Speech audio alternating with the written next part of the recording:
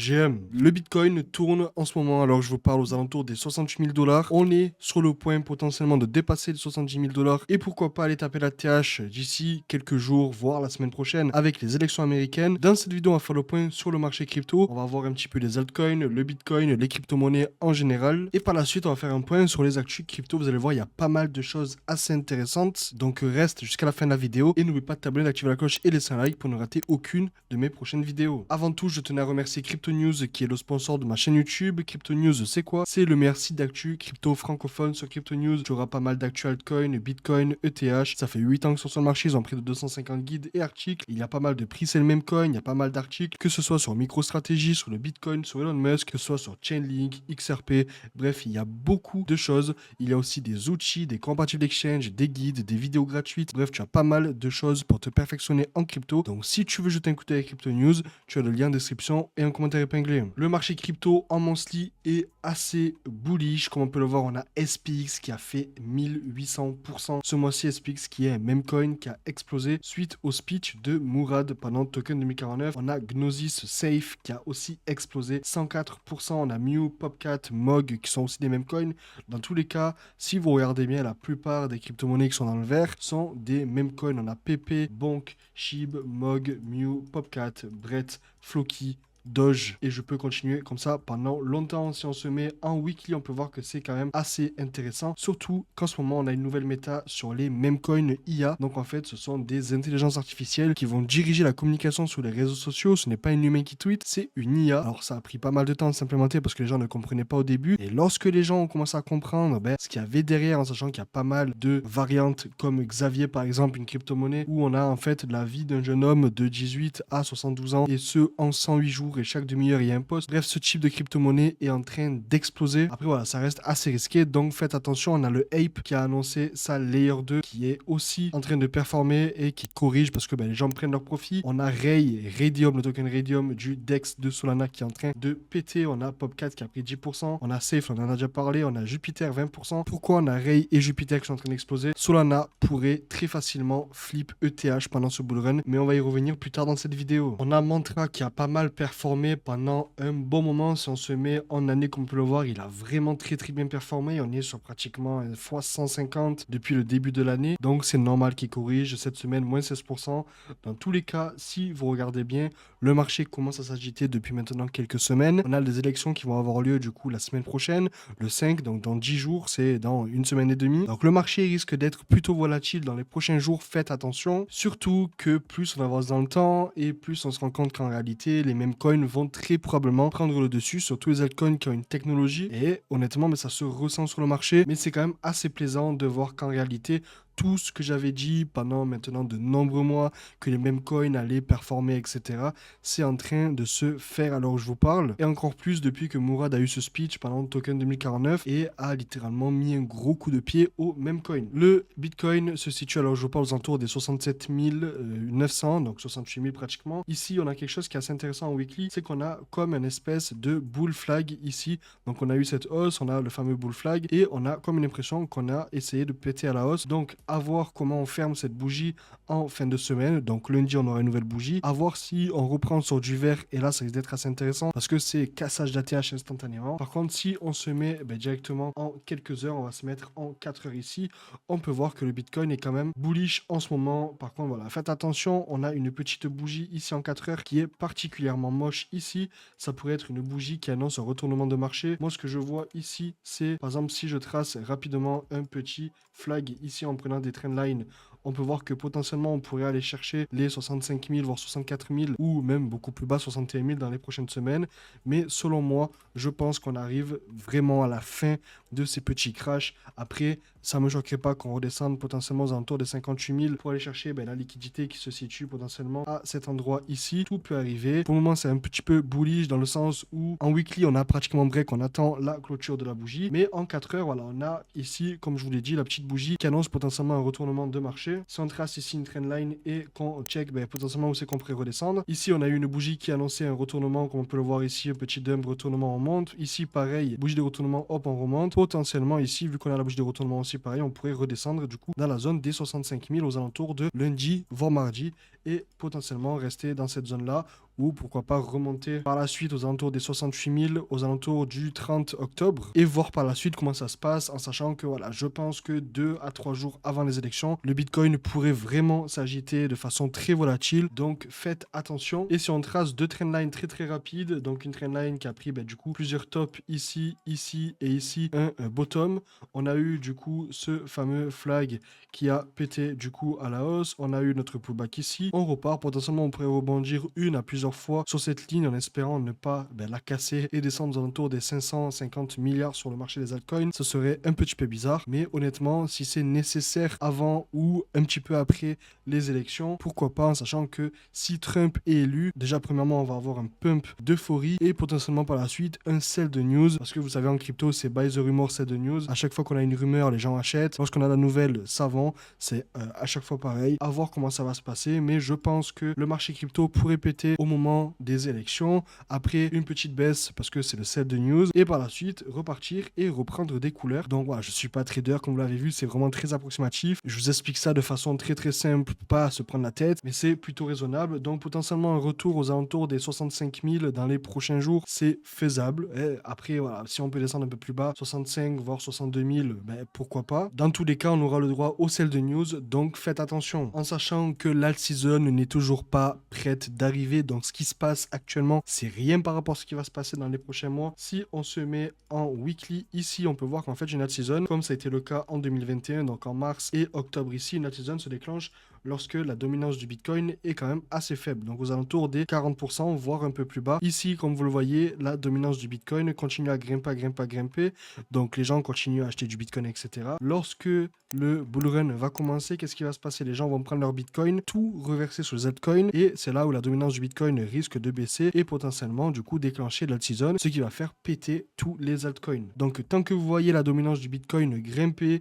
ne vous inquiétez pas, l'alt season n'a pas commencé, parce que l'alt season commence lorsque la dominance du Bitcoin baisse. Dans tous les cas, vous aurez un certain cycle où le Bitcoin va surperformer le TH. Ensuite, c'est l'inverse. Donc, la dominance du Bitcoin va baisser et celle de TH risque de monter un petit peu. Et par la suite, on a les altcoins qui vont augmenter. Quelque chose d'assez cool aussi, si on regarde le market cap total des mêmes coins ici. Sur CoinMarketCap, on avait un market cap le 4 octobre 2024 aux alentours des 43 milliards. Alors, je vous parle, on est aux alentours des 60 milliards. Donc, le market cap des mêmes coins est en train d'exploser, en sachant que sur les 30 derniers jours, on a WIF, Note, Mew, SHIB, Doge, Bonk, Popcat, PP, Brett et Floki qui ont surperformer les autres mêmes coins. Mais voilà, c'est très beau de voir que sans VC, avec potentiellement très peu de manipulation de la part de la team comparé à un projet altcoin où la team a une allocation, etc., est en train de monter, ça fait plaisir. Si on regarde rapidement ici et qu'on se met dans tout ce qui est Depin, on a le market cap des Depin qui est en baisse. Pour les projets RWA, pareil, c'est en baisse. Pour les projets IA, comme on peut le voir, c'est en baisse aussi. La seule catégorie qui est en hausse constamment depuis maintenant ce mois-ci, ce sont les mêmes coins. Donc toi, dis-moi en commentaire quel même coin tu as dans ton portefeuille crypto. Première actu qui est extrêmement bullish, on a Tesla qui a annoncé ses résultats très récemment. Du coup, c'était hier, à l'heure où je fais cette vidéo. Et on a Tesla qui a littéralement explosé en prenant 22%. C'est énorme pour une action. Les actions sont habituées à prendre 1-2% grand maximum. Là, on est sur du 22% aujourd'hui. Donc, c'est extrêmement bullish en sachant que Tesla n'a vendu aucune crypto-monnaie en Q3 2024 et Tesla possède toujours les 11 000 bitcoins, soit pratiquement 780 millions de dollars dans leur portefeuille, malgré qu'ils avaient split ici leur bitcoin du coup en 2022, mais c'était juste pour réorganiser leur portefeuille. Comme on peut le voir, Tesla sur Arkham possède toujours 11 050 bitcoins, soit 784 millions de dollars, et il faut se l'avouer que le bitcoin a sauvé pas mal de boîtes, surtout pas mal de pays dont El Salvador, et je pense que Tesla ne vendra pas leur Bitcoin avant un bon moment et sur le long terme, ils pourront potentiellement le vendre petit à petit pour récupérer un petit peu d'argent, de liquidité. Pour le moment, ils continuent à accumuler, à hold comme on peut le voir. Et c'est assez bullish de voir qu'une des plus grosses boîtes dans le monde possède des Bitcoins et les garde et vont sûrement les garder pendant de nombreuses années parce que c'est comme l'or avec les années, l'or a pris beaucoup de valeur, surtout que l'or a tapé son ATH récemment. Donc le fait pour une boîte, un pays, etc. de garder autant de Bitcoin dans leur portefeuille, c'est souvent très bon signe parce que ça va prouver que sur le long terme, ils auront toujours de la liquidité et que si demain il arrive quelque chose de catastrophique pour Tesla, ils auront toujours de la liquidité afin de potentiellement renflouer les caisses. Une news qui est un petit peu bullish mais qui est beaucoup catastrophique en réalité, on a Kraken qui compte lancer sa propre blockchain en 2025. Non. Pourquoi ?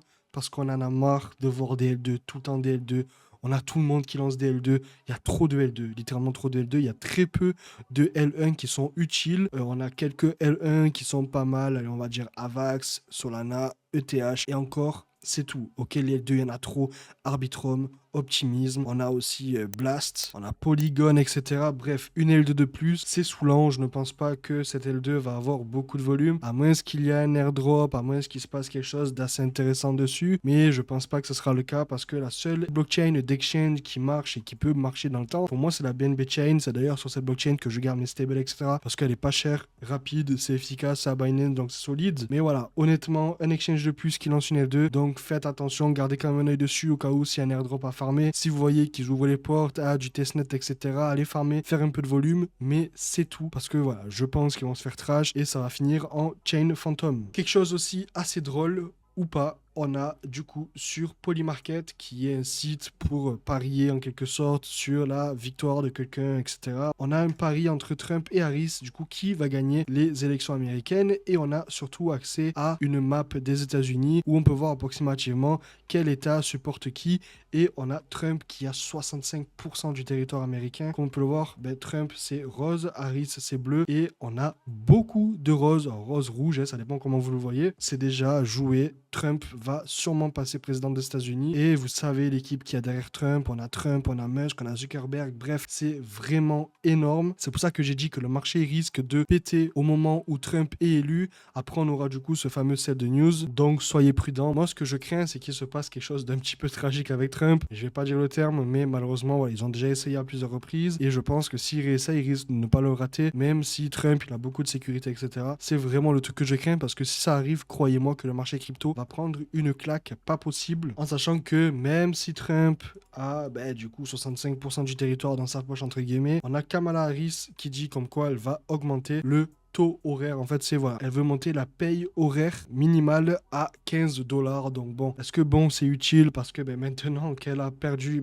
ça va pas servir à grand chose. Elle essaie de se prendre un maximum de personnes dans les poches, mais malheureusement, ça va pas réussir. Donc je pense que voilà, Trump a déjà gagné les élections. Trump va très probablement passer président des États-Unis, et je pense que Kamala Harris essaie juste de balancer quelques petits trucs qu'elle pense être utiles, alors qu'au final malheureusement c'est déjà perdu pour elle. News aussi extrêmement bullish, il faut savoir qu'aux États-Unis il y a une application qui s'appelle Venmo qui est utilisée par pratiquement tous les États-Unis, et ils ont intégré l'achat de crypto via MoonPay. Donc n'importe quel retail va pouvoir acheter des cryptos via Venmo. Donc j'ai pas l'équivalent de Venmo en France, mais en fait ça va permettre à n'importe qui d'effectuer des paiements, etc. Donc là vous allez pouvoir tout simplement acheter de la crypto sur Venmo et potentiellement en envoyer par la suite, et je trouve ça extrêmement bullish parce que ça va onboard un maximum de retails. Avant qu'on continue, n'oublie pas de t'abonner, d'activer la cloche et de laisser un like pour ne rater aucune de mes prochaines vidéos. Prochain article de Cointelegraph, on a Solana ETH qui vient de faire un ATH. Alors je m'explique, c'est quoi la paire Sol ETH? En fait, le prix que vous allez voir à droite, ça va être tout simplement le prix d'un ETH pour avoir un Solana. Donc là, on est sur 0,07 ETH pour faire un Solana. Et plus on monte et plus ce Solana va flip l'ETH. Donc si on arrive à par exemple 0,1 Solana pour que ça fasse un ETH, ça veut dire que le Solana sera aux alentours des 260 $.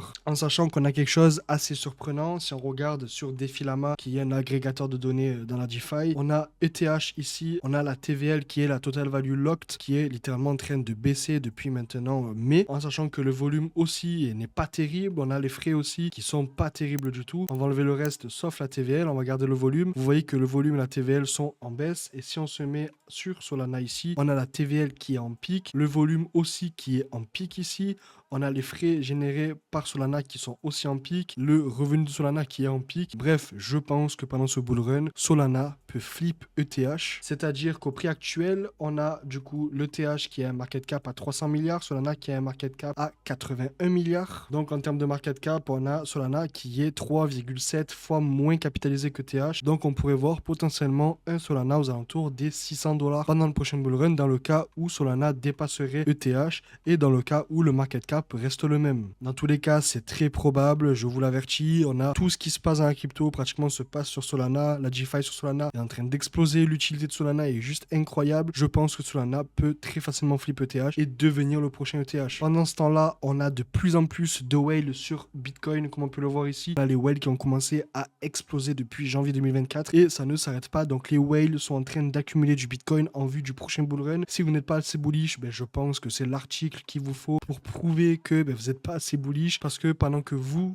faites rien de spécial ou que vous prenez la tête avec votre bague, on a des gens qui accumulent des milliers de Bitcoin et ces gens-là, on parle pas en 10, 20, 30 000 dollars, on parle en plusieurs millions de dollars. Donc je pense que si vous n'avez pas la conviction, c'est le moment de l'avoir. Et comme on peut le voir aussi ici sur cette charte, plus le Bitcoin monte en prix et plus la demande par les retail est en hausse, comme on peut le voir. On va prendre par exemple ici en début 2024 où le marché était bullish, mais c'était pas aussi certain que maintenant. Les retail étaient tout simplement en baisse, et depuis le crash de août, voire un petit peu avant, quand le marché a commencé à reprendre pas mal de couleurs, on a les retails qui ont commencé à exploser. Donc les retails commencent à avancer, les whales sont en train d'accumuler comme jamais auparavant. Pendant ce temps-là, sur 10 ETF lancés cette année, 6 sont des ETF Bitcoin et crypto. Et pendant ce temps-là, on a l'Allemagne qui pleure, je pense, toutes les larmes de leur corps parce qu'ils ont vendu leur Bitcoin à 56 000. À l'heure où je vous parle, le Bitcoin est en hausse de pratiquement 20%. Donc si tu penses que le prochain cycle ne va pas être un des plus gros cycles crypto qu'on a jamais connu, je pense qu'il est temps pour toi de quitter la crypto, et nous on se retrouve très prochainement dans une prochaine vidéo. C'était Tony, à plus.